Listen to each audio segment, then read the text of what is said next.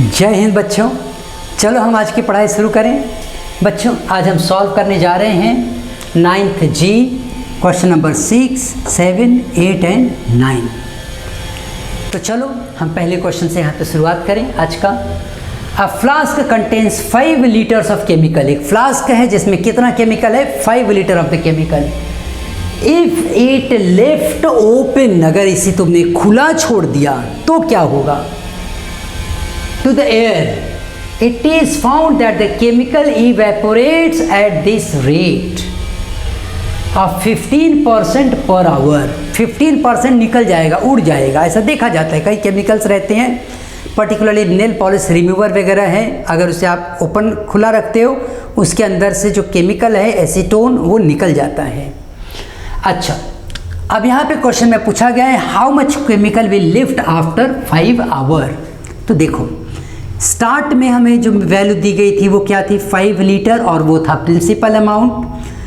और कितनी rate of evaporation क्या है? 15% पर आवर।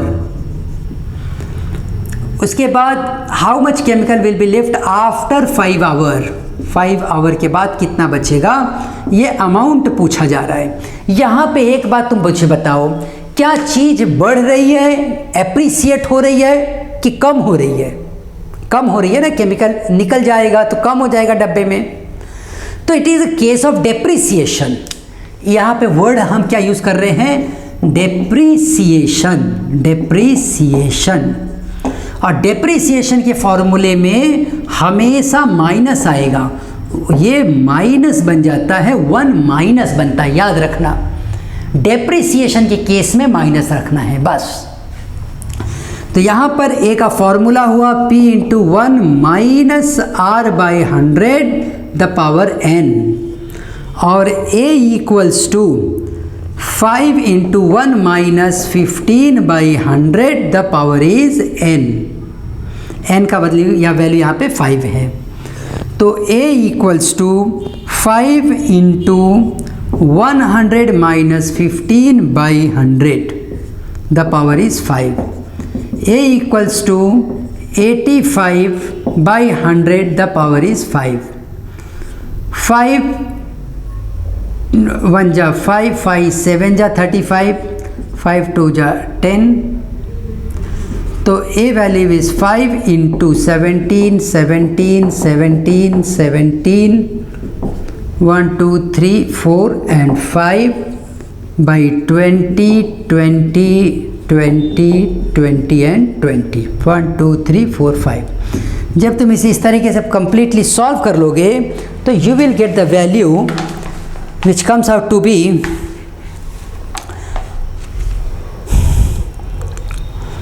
141,9857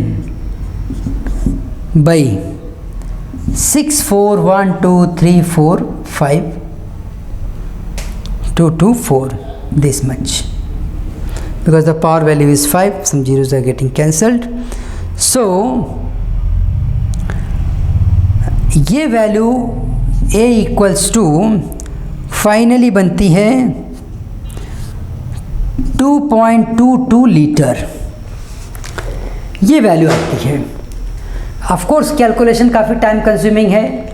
अब टीचर्स हो सकता है एग्ज़ाम में ये 5 आवर के बदले तुमसे 2 आवर के बाद पूछें, तो ये नंबर कम हो जाएगा और कैलकुलेशन भी इजीली आ जाता है। ठीक, तो चलो ये खाली केस था डेप्रिसिएशन का, ये पॉइंट ध्यान रखना, माइनस रखना पड़ता है और ये हम सॉल्व कर लेते हैं। चलो अब आगे बढ़ें। तो बच्चों ये हमारा अगला क्वेश्चन देखो क्या कह रहा है। पुणे's environment council recycles 52,000 tons of the waste. 52,000 ton of the waste को ये क्या करते हैं? रिसाइकल कर देते हैं। और ये आज के समय की बहुत बड़ी ज़रूरत है। देखो हम क्या करते हैं, जो भी कचरा घर में बनता है एक डब्बे में भरते हैं, सीधा डस्टबिन वाले को ले देते हैं। लेकिन हमें ये करना चाहिए कि जो खाने पीने वाली वेस्ट हैं उन्हें अलग रखना चाहिए, और जो प्लास्टिक की थैली हो गई, पेन हो गई, ऐसे पेपर्स आ गए, इस तरह की जो चीज़ें हैं वो अलग रखनी चाहिए। प्लास्टिक, पेन, ऐसे जो भी वेस्ट निकल रहे हैं वो एक थैली में भरते जाओ। महीना पूरा हो गया, वो थैली ले जाके नियर बाई जो भी भंगार वाला होगा उसे तुम सेल कर सकते हो, उससे 2 पैसा मिल भी जाता है। और अपने पर्यावरण के लिए हमारी बहुत बड़ी जिम्मेदारी हम पूरी करते हैं।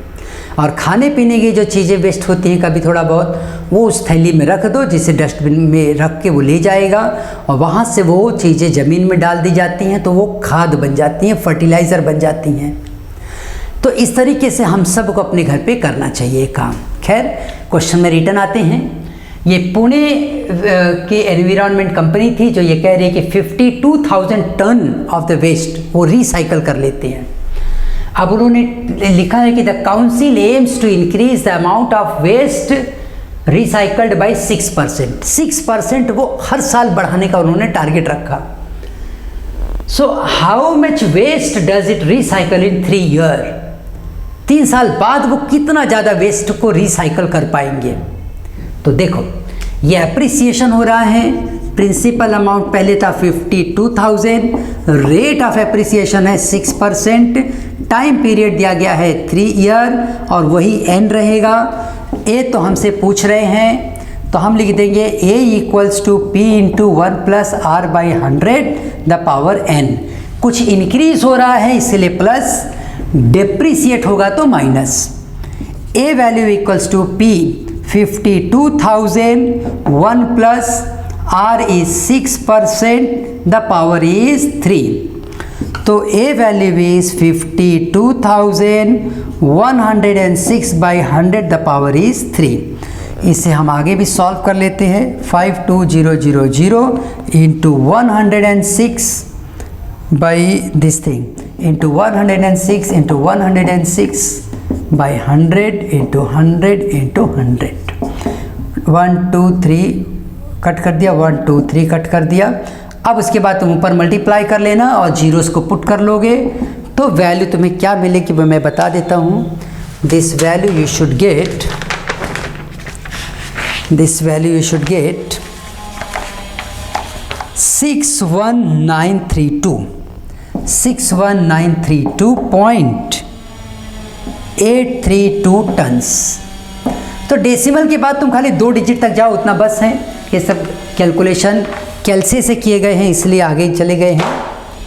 तो इतना अमाउंट वो 3 साल के बाद और ज़्यादा रिसाइकल कर पाएंगे। ठीक, तो चलो हम अपने अगले क्वेश्चन की ओर आगे बढ़ें। तो देखो बच्चों, ये हमारा 8th क्वेश्चन क्या कह रहा है? The national wealth of a country increases by this much if it's value at the beginning of the year. जो भी इसकी वैल्यू रहेगी उससे इतना ज़्यादा वो बढ़ जाएगा। Find the national wealth of the country in 2013 if it was estimated at this much in 2014। देखो, हम ये कहते हैं कि let national wealth in 2013 B P, ये हमने प्रिंसिपल अमाउंट मान लिया। रेट ऑफ ग्रोथ कितना था? 3.8%। टाइम कितना दिया है? 1 ईयर का। तो जो ग्रोथ होता है वो हम कैलकुलेट करते हैं P into 1 plus R by 100 the power n। Of course यहाँ पे n की वैल्यू 1 है। 1 प्लस 3.8 बाई 100 द पावर 1 और P की जो वैल्यू है वो है, P की वैल्यू हमें नहीं दी गई, A की वैल्यू हमें दी गई है। A की वैल्यू दी गई है 5.240 इंटू 10 द पावर 12। यहाँ देखो दिया गया है। तो अब ये value 2 that is 5.240 into 10 the power 12 कहाँ ये जा रहा है कि यहाँ से ये 2013 है, ये 2014 है। 2014 के स्टार्ट में वैल्यू है 5.240 इंटू 10 द पावर 12। तो P ये 2013 में कितना था जो 3.8% के रेट से बढ़ के इतना हुआ। ठीक है, तो ये क्या है, अमाउंट, और ये प्रिंसिपल की पूछा जा रहा है। तो हम यहाँ पे इस P को फाइंड आउट कर सकते हैं। लिखेंगे 5.240 इंटू 10⁻12 P इंटू, इसमें हम लिखते हैं 100 प्लस 3.8/100, ये value 5.240 into 10⁻12 equals to P into 103.8/100. So P equals to 5.240 into 10⁻12 into 100/103.8. Appreciate हुआ है तो इंटू मैं 10 भी कर लेता हूँ, इससे ये वैल्यू बदल जाएगी 5.240 इंटू 10⁻12 इंटू 1000/1038. अब देखो इस कैलकुलेशन के लिए क्या करना है, 5.240 इंटू 1000/1038 और इंटू 10⁻12, तो मैं दिख रहा है ये, हाँ 10⁻12 को हमने दूर कर दिया। ठीक है, 1000 जब मल्टीप्लाई होगा तो ये वैल्यू बन जाएगी 5240/1038 इंटू 10⁻12। मैंने ये पॉइंट हटाने के लिए 10 नीचे और ऊपर दोनों जगह मल्टीप्लाई किया है, वहाँ से ये बन गया ऐसा।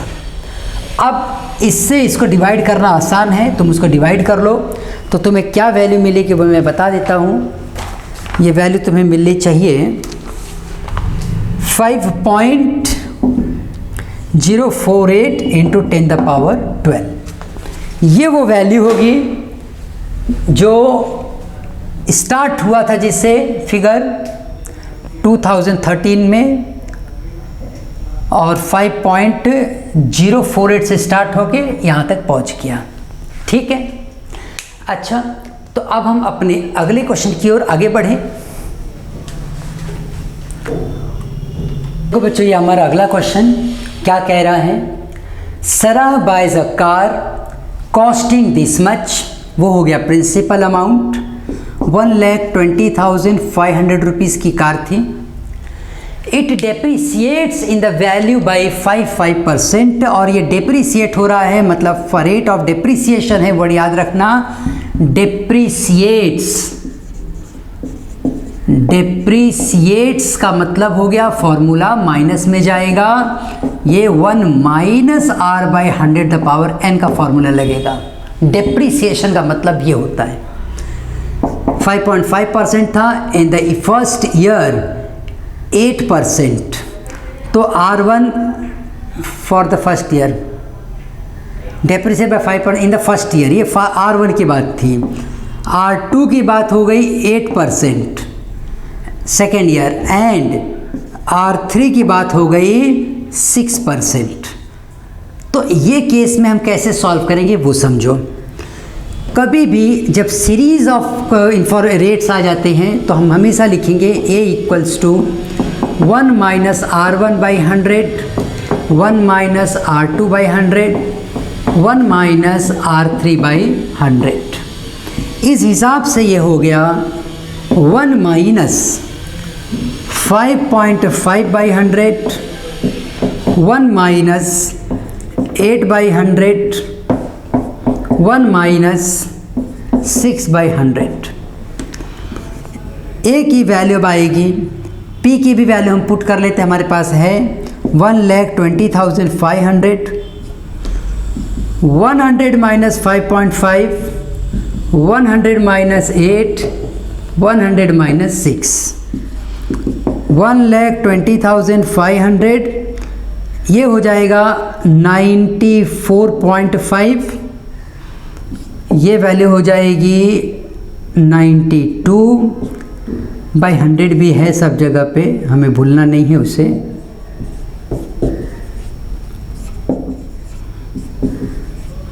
और ये 92 हो गया, ये हो गया 94/100। हम सबको मल्टीप्लाई कर लेते हैं। 120500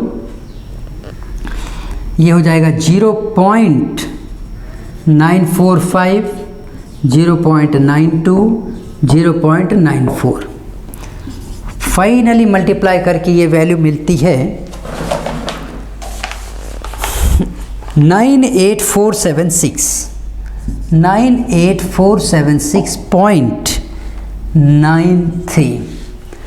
तो ये वैल्यू मतलब वो कार का जो प्राइस था वो पहले साल कुछ कम हुआ, फिर और कम हुआ, फिर और कम हुआ। तो इस तरीके से 3 साल का कैलकुलेशन था डिप्रिसिएशन का, और ये करते करते हम इस जगह पर आए और हमें ये वैल्यू मिली। तो ठीक है, यहाँ पर अपना फाइनल आंसर रिपोर्ट कर दो। और इसी के साथ हमने इस 9G एक्सरसाइज के क्वेश्चन 9th को भी सॉल्व किया और हमने ख़त्म किया अपने सिलेबस को। खूब मेहनत से बच्चों पढ़ाई करो, काफ़ी मेहनत लगता है पढ़ने के लिए। वीडियोस ज़रूर हैं, बुक्स ज़रूर हैं, गाइड है, ट्यूशन है, सब है, लेकिन सबसे ज़्यादा ज़रूरी सिर्फ़ और सिर्फ तुम्हारी मेहनत है। जब तुम अपनी मेहनत से करोगे तो ही तुम सीख पाओगे, याद रखना। सब कुछ बंद करके समझ लिया, सपोर्ट ले लिया, समझ लिया, सीख लिया, लेकिन सब बंद करके अपने मन से पेपर और पेन लेके बैठ जाओ, अपने मन से सॉल्व करो, समझने की पूरी कोशिश करो और समझ के फिर उसे सॉल्व करो। कैलकुलेशंस पे फोकस्ड रहो, तब तुम्हारा वो स्किल डेवलप हो जाएगा। मैथमेटिक्स के लिए जो स्किल चाहिए, माइंड की जो एबिलिटी चाहिए, वो डेवलप हो जाएगी, और वो ज़रूर डेवलप हो जाएगी।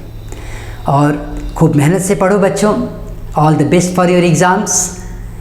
इसके आगे के भी वीडियोस बनेंगे, आगे के सिलेबस के लिए भी मैं बनाऊंगा। एग्ज़ाम्स में कुछ डिफ़िकल्टीज आती है तो तुम पूछो मुझसे, और कुछ भी क्वेरी रहेगी कॉल भी कर सकते हो।